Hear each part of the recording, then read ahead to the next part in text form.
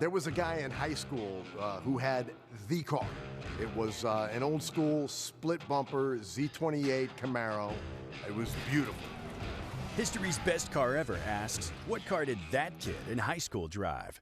I went to a high school that was in the best possible location for cars because it was all executives for the car companies. And so we would have kids get to drive, their dads would come home and literally go try this one out.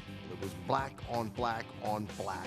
The car sat just right. Back in the day, you know, jacked up a little bit, and on the tail fin underneath in the back, it said Night Stalker on it. And the car was just too cool for school, man. One of my buddy's dads brought home a Maserati Gilby, and we beat the heck out of this Maserati. I had an '89 Dodge Colt. Everybody else had like brand new BMWs, but there was this one kid that pulled up one day with the 1989 special edition of the purple Corvette. That guy was very popular with the girls in school because he had the right ride. People didn't even know his name, but they knew his car. A Nova owner is a kind, thoughtful fella with a heart of gold. In 10th grade, a friend of mine named Angel, and he had a Mustang. I want to say it was of the Mach series. What gives this car its look of total performance? And it was white with black racing stripes, silver mags, and the big stereo in it, and the big engine. The unique grille, long hood, round wheel openings to suggest power and performance. And I just thought, man, one day I'm going to have something as cool as this guy. This was the kid that knew everything about cars, my friend Jeff. We used to take his real crappy '64 Mustang that he basically rebuilt himself. We just kind of sit there like, ladies.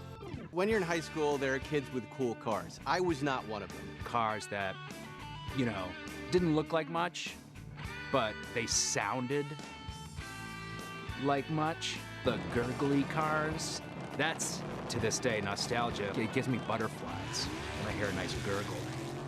You're driving around your beater Mustang, and there's some guy with a brand new Trans Am, just the screaming chicken on the hood, the honeycomb rims, the whole 9 yards, and he's just blowing your doors off. But I would say the majority of us had no cool cars. We had Datsun B210s, Ford Gran Torinos. My homies, they were driving BMWs. Don't ask me how they got their money. We was in the hood, but those were the cars they were pulling up in. My friend Scotty Warmington, he had a Chevy Nova SS. It was red, it was jacked up in the back.